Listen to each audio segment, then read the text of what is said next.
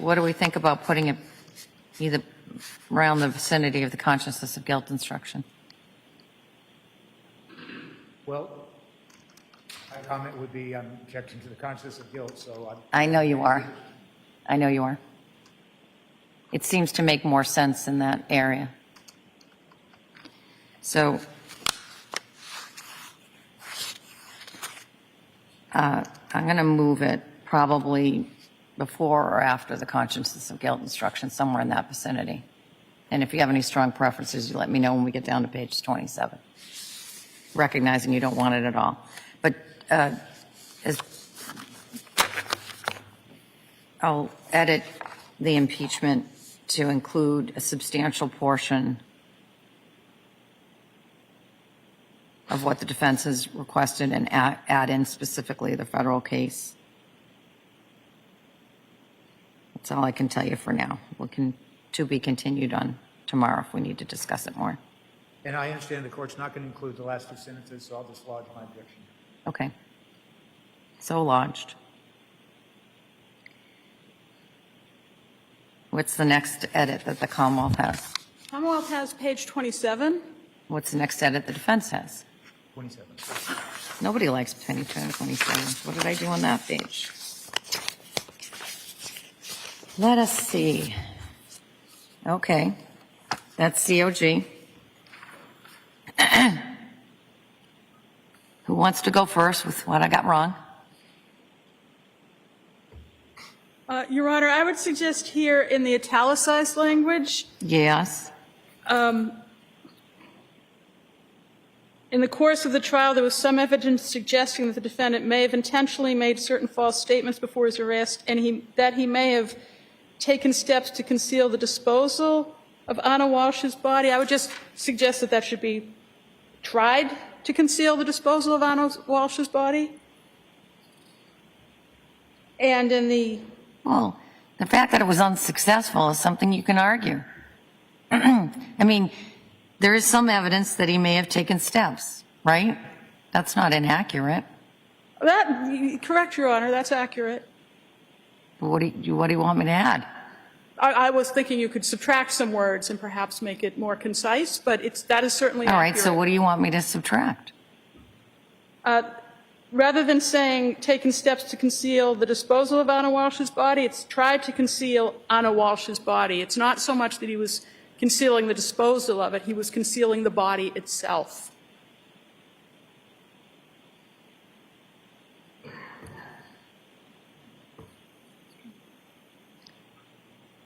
So you want me to taken steps to conceal Anna Walsh's body after death? Yes, Your Honor, because it's the body itself. It's not so much the concealment of the body, but it's the steps to conceal the body, of it. not Yes. the disposal of the body. Yes, Your Honor. All right, that's probably more accurate. So under the Commonwealth's request, I would delete the 3 words, the disposal of. Will you add the word tried? What do you want me to add? Tried. I thought I heard the Commonwealth asking for tried. Commonwealth's content with how the court articulated the.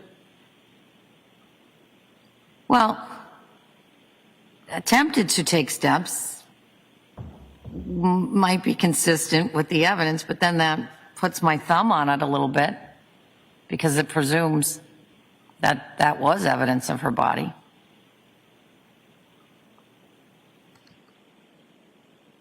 All I was responding to was the Commonwealth suggested the word tried. I think that is more consistent with what the evidence shows. I'm just talking about tried, not waiving any argument to the conscience. All right, I'm going to leave it like it is with the removal of the disposal of. I don't like the tried part. In the next paragraph, Your Honor, in the italicized, defendant did attempt to provide false information. I believe it would be did provide false information.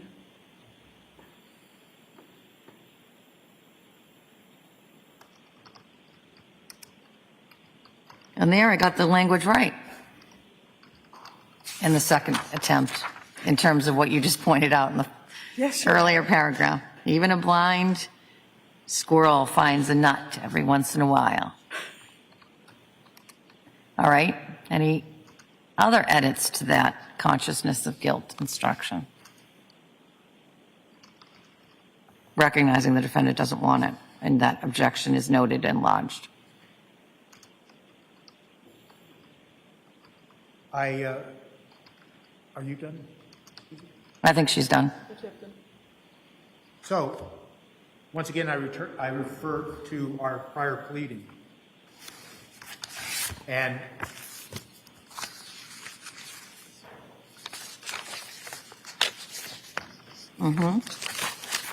on page 4, Yes. I'm asking that be included. And I modeled that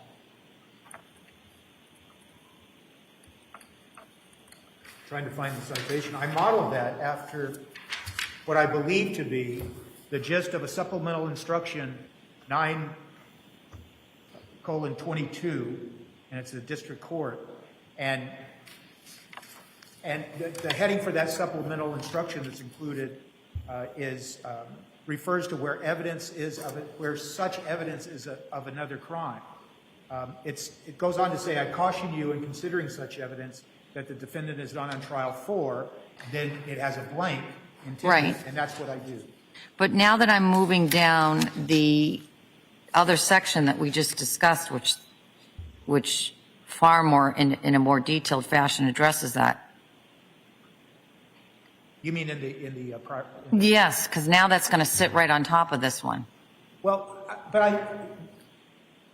I think that the reason I'm pressing this, notwithstanding this other instruction, is because I think just the title alone draws attention to the jury, where they're hearing a different instruction entitled consciousness of guilt. And I don't know that jury will take some language from a prior instruction and import it into this one. And it's important for them, in my opinion, in our opinion, to have context for how they use so-called consciousness of guilt evidence. And the other thing is, when you talk about consciousness of guilt evidence, the case law is clear, and the instruction says they can't rely on consciousness of guilt evidence alone. And I think it then, since we don't want the instruction in the first instance, at least it gives them better context for how to apply what they may deem to be consciousness of guilt evidence, especially where you hear all of these other acts. And yes, they will get the prior bad acts if you juxtapose it before this instruction. I actually think it's better right after it, as I'm thinking about it, because it leaves them with it puts them in that moment, and then you may not use it for this purpose. As you were arguing, I'm like, that's not going before, it should go after. Right. Because I guess I'm just pressing this supplement. It's primarily based on this Model 9. I'll go back and look at it, and I'm going to see how it feels once I've moved things around and how it reads. All right? Okay. And of course, you know this is coming, so you will, I am sure, as you all, I know you will. You're going to take those parts of my instructions that you want to highlight to the jury and put them in part of your closing arguments. And so you'll know where it is, and you can point directly to it so that you highlight. I'm going to tell them, take all my instructions as a whole. You're going to drill them into the ones that you think best suits your client's argument, including this one. But anyway. I may, but... Or not. Having said that, I guess I just want to ask a question. Yes. Does the court intend to supply written instructions to them? So what I do is I don't give them a written instruction during the actual charge. And there's a very simple, I'm a very practical person. I've been sitting on the bench now since 2017. And not once, and I'm not proud of this. There are other judges that do a better job at this. There's not once, no matter how many times I read this, no matter how many times you read it, there's always a wayward S that sticks in there, charges instead of charge, or some other less than perfect product as I read it. And I edit those on the fly, and I tell them, typically, it's my oral instructions, not what you put in the writing. I've never had something that's been a huge guffaw, but it could happen. I don't think it's going to happen in this case. But I don't finalize those instructions until after I've read it to them, made those edits, and I sort of a running game I have with myself. When are you going to get it right? Exactly right. It hasn't happened yet. I don't know that it's going to happen on this case. There's always some little niggling little mistake. So I don't give it to them in writing when I'm reading it. I give them copies of the charge when the exhibits go back. And my practice has sort of varied over the years. I used to just send in one because I want them around the table talking about the instructions, doing it all together. That became cumbersome, so I've now changed it. I usually send in 5 or 6 copies of the charge. If they want more, they can have more. I usually tell them that. But I won't give them, they won't be sitting in the box reading the charge with me. That's not how I do it, and that's the practical reason why I don't do it. I don't want to be backpedaling. I want to give them the best product, both orally and in writing, that I can give them. So if that answers your question, that's how we'll do it. Now, you'll obviously have the draft so you can read along, and I encourage you to point out my errors despite my best efforts. You'll see me up there marking it up, as I always do. Maybe tomorrow will be the case that I get it all right. Still trying. All right, what's the next page? Your Honor, for the Commonwealth, not so much a page, but circumstantial evidence. I know the court has direct and indirect evidence in there at 23. Would the court consider also including circumstantial evidence in that? What page you on? Page 23.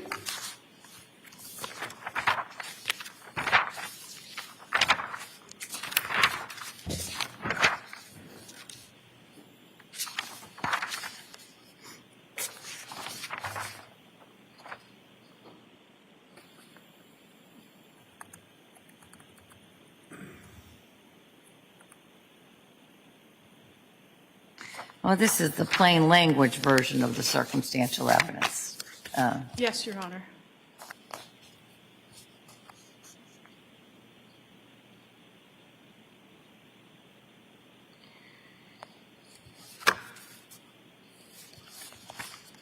I don't have strong feelings about it. If there's some language you want to propose, I have used other language that refers to things as sort of the more old-fashioned language. This is direct evidence. The mailbox postman thing, I've delivered that a number of times. I think this is the more modern version of that, but if you want to propose some language, I'm not adverse to explaining it. I'm just objecting to any additional language, and I'll wait and see what they propose. But All right. I think this is sufficient. It just talks about it in terms of direct evidence and indirect as opposed to circumstantial. I mean, it could be as simple as adding in sometimes called circumstantial. Yes, Your Honor. With permission of the court, could the Commonwealth submit something later today? Sure, that'd be helpful. And if they do, which it sounds like, excuse me, I'm going to then add, just to let the court know, an additional language as for inference that hopefully will counter what they're trying to do. But I'm just giving the court a heads up. I don't want to send you something and you ask. How about if I just say that is indirect evidence, sometimes called circumstantial evidence, and then you don't have to do anything this weekend. I mean, not this weekend. It feels like it's the weekend. Then you don't have to do anything tonight. Well, I'm going to suggest that, but you can do what you want.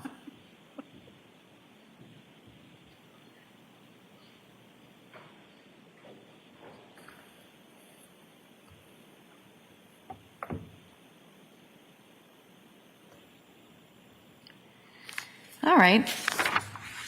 Anything else? on the instructions. Not from the Commonwealth. All right. I really didn't mean to set off a, well, there's a word that comes to mind, but it wouldn't be judicial, so I won't use it. When I made my comments this morning about closing arguments. So let me just say, I'm always trying to stay a step ahead of you. It's not easy. And so I did start looking at this issue a couple of days ago. And I'm going to tell you what the cases I came across and sort of where my preliminary thinking is with regard to this. And maybe there isn't an issue. Maybe there is. But let me just tell you, we all know what I'm talking about, right? Yes. All right. So I'm going to give you some cites to some cases, and I'm going to tell you preliminarily where I think the line drawing is. And it's really preliminary because I looked at these like 4 days ago. Oh, Tuesday, December 9th. So I guess it was just yesterday.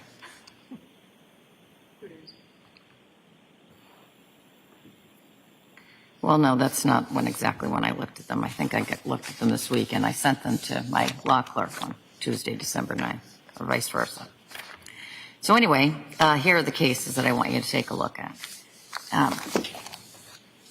2019, Commonwealth versus Ahern, 96 Mass App Court, 197.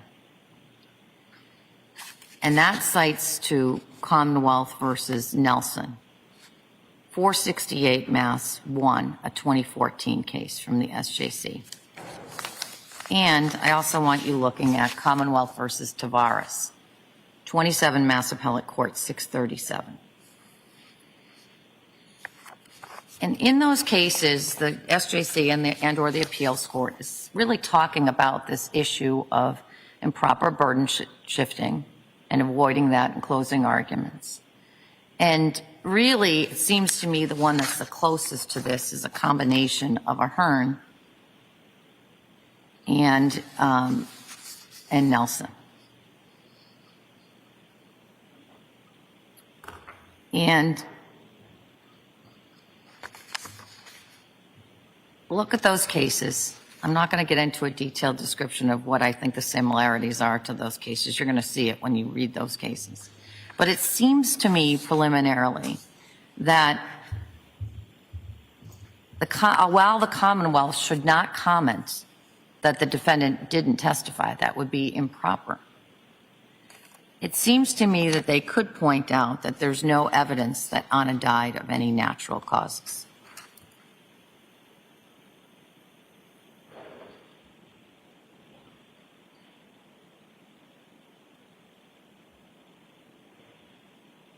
I read the pleadings that just came through.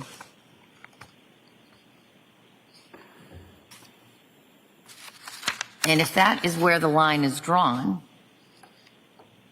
and you don't have to respond to this right now. I'm not, and frankly, the pleadings that just came through, I mean literally the ones that came through before the defense filed right before I went on the bench. I'm not sure or the allegations of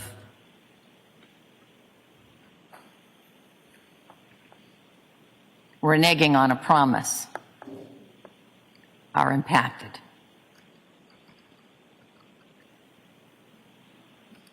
But I'll qualify that by saying I read the pleading quickly and thought to myself, well, I didn't mean to start that.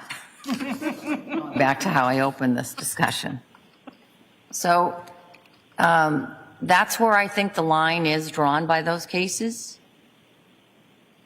And knowing that's where I sort of am drawing the line, take a look at those cases, and we'll discuss it again before the before the closing arguments.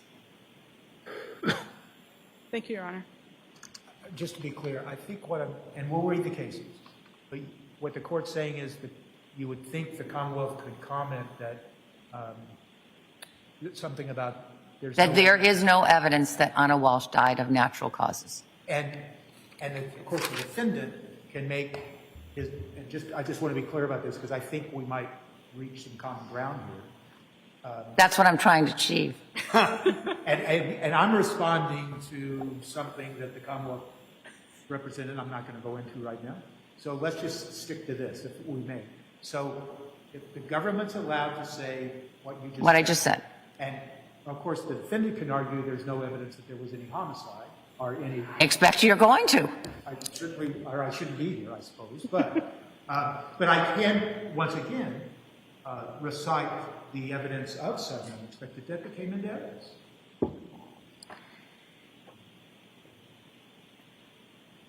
That's a little complicated because there's absolutely none of that ties it to Anna Walsh. There's no testimony before this jury that ties sudden unexpected death to Anna Walsh, is there? Judge, when the court asked me that, my response is the government's case is, using that phrase defense attorneys like to use, it's built on a house of cards suggesting that a homicide occurred without any direct evidence of a homicide. And so another causation of death should be fair game to argue because it's equally consistent. And citing the Eremos and Croft, if you have two equally inconsistent propositions, neither have been proved by reasonable doubt. There is no direct evidence of a homicide. And building on that, we've always said there's no direct evidence that anything that came into evidence, the acts of disposal, the acts of the use of tools, occurred after the death of Miss Walsh. So why is it that the Commonwealth is allowed to ask the jury to speculate based on their circumstantial evidence? And I shouldn't use the word speculate. Reach some conclusion based on nothing more than circumstantial when there's no direct evidence of a homicide. And we can't, They can met out their burden with that circumstance. The law is clear there. They can met out their burden purely with circumstantial evidence. They can. And their circumstantial evidence with regard to the death, again, are those breadcrumbs and what they're going to argue those breadcrumbs mean from the searches to the evidence retrieved from the bags and other, the other distinctions in the evidence. all of which, Judge, as we've always argued and we will continue to argue, came after any death. And so the issue is, what is the manner of death? And we now have evidence that from their own medical examiner, that death can occur suddenly, unexpectedly, without injury, and it's up for the jury to decide if they can. What evidence do they have as to manner of death when the real possibility, if not probability, is sudden unexpected death due to natural causes, as Dr. Atkinson testified to, and it's equally inconsistent with a homicide. All we're saying is they don't have any direct evidence of homicide. So why do they get to argue it based on their circumstantial evidence when their circumstantial evidence really might only speak to conduct post-death where the death was not a homicide? But there's evidence in the record before this jury that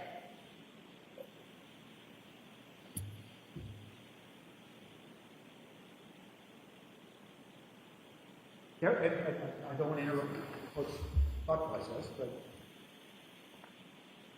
there was no objection whatsoever to the entire cross-examination of Dr. Atkinson. So all of that testimony is before the jury. It's not like we represented that, we made some representation that we will present evidence later, and so we made it. So you could make an argument based on circumstantial evidence. That's what they're going to do in their case.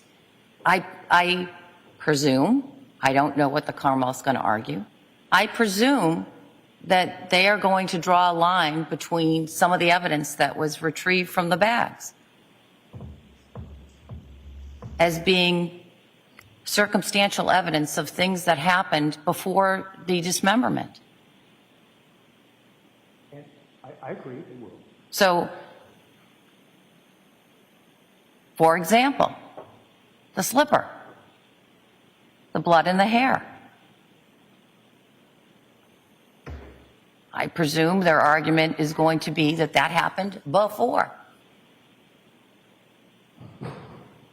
That's circumstantial evidence, because once the foot covers are purchased, presumably they were purchased, there's a reasonable inference to be drawn, they were purchased to be used. That's evidence of something that happened before.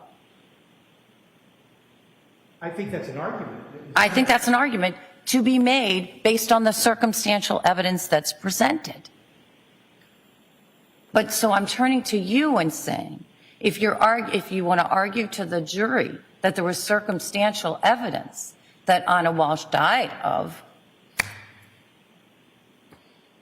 some natural causes, I'm just asking, what's the circumstantial evidence upon which you base that argument? That our argument fundamentally would be that all of the evidence that the government suggests was evidence that was created in the context of a homicide. There is no evidence that it was not created after a death. And so, since the jury heard all about the not only just the possibility, but the probability that there is sudden unexpected death, that the jury needs to decide for themselves. Could it have been sudden unexpected death? And all of that evidence that the government is arguing is evidence of a homicide could be only evidence of an attempt to conceal evidence that a person, and using the language and consciousness of guilt, a person is acting in a way not out of consciousness of guilt, but out of fear or fright or anything of the sort. So why is it that, given the state of this evidence, we can argue our inferences that we believe the jury is allowed to make if they so choose, and if they decide that that evidence of concealment was evidence of a man reacting innocently and not with a guilty conscience, then how did Anna Walshe die?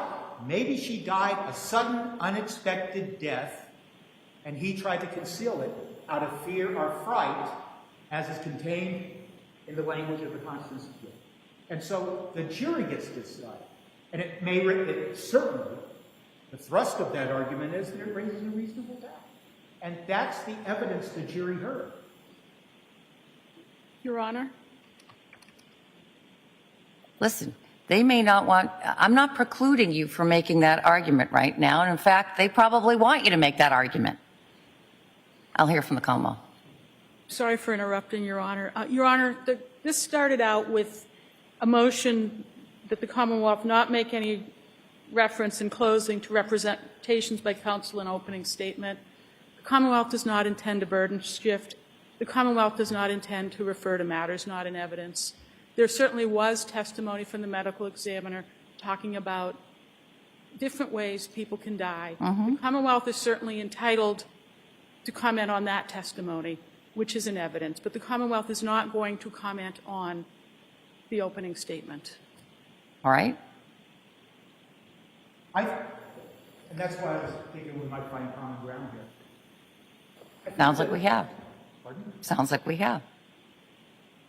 So as long as we're able to argue that a possible manner of death was sudden unexpected death, I understand that the government's going to stand up and say, nonsense. And we're going to say homicide, nonsense. Have we found common ground? I think we have. I think we're close. Just keep talking. I don't need to be part of this conversation. I've directed you to the cases why I think they could say something short of commenting on your opening statement. And I've told you what I think they could say. And just be talking to one another Thank you, Your Honor. so that there's no surprises. There's always surprises. That's true. All right. And again, I did not mean to create a whirlwind of activity by my comments. I just think that the idea that they couldn't comment at all about the state of the evidence, I didn't want to leave it there. And maybe the takeaway is I should stop thinking about these things 3 or 4 days before they're going to happen. But you have the cases now, all right? Take a look at the verdict slip. It looks very straightforward to me. I don't think that there's going to be any edits or changes to it. Again, I'll finalize that at the very end, so you'll have plenty of time between now and then to look at it. How long are the parties thinking they're going to need for closing arguments? No more than 45 minutes. All right. That sounds good, Your Honor. So 45 it is. I won't cut you off in a case like this, of course. I have cut off in other cases when it's a 2-day case and we're on 45, 47, but that isn't this case. And, but just, I know you'll all have a ton of experience, but 45 minutes is about as much as they can take effectively, in my view. So let's try to keep it to that. Well, we will be getting them fresh in the morning, which is good. As opposed to having, a couple hours of evidence in the bank and they're already tired. That's all I have on my agenda. Anything that you need? Your Honor, would the parties have an opportunity to see the next draft of the court's instructions? Yes. So I will be going back and editing as consistent with what we discussed, and I will then create a new draft, and that will go out to you this afternoon. Thank you. And if I know that maybe there's some other language you want, I'll consider putting that in the morning. So maybe 8:45 tomorrow so that when the jury comes in, we don't have a big delay if we need to make any changes. And I think that's it. All right. Thank you. One other thing that I want to say is that you can be seated. I very much appreciate the work that you've done in the case to get the case in and tried efficiently on both sides. You picked what you needed to pick as your positions, and I appreciate the professionalism that you've shown on both sides in working with each other. And as I say, I drop into Norfolk County every once in a while as I drop into other counties. You and I, counsel, and I know that this is pretty much the routine of how the courts in the Commonwealth of Massachusetts operate day to day. There's nothing unusual about this case. The level at which you perform is the level at which I see when I travel county to county. And I appreciate the work that you've done on this case and will continue to do on this case. Thank you. Thank you. Matters continue.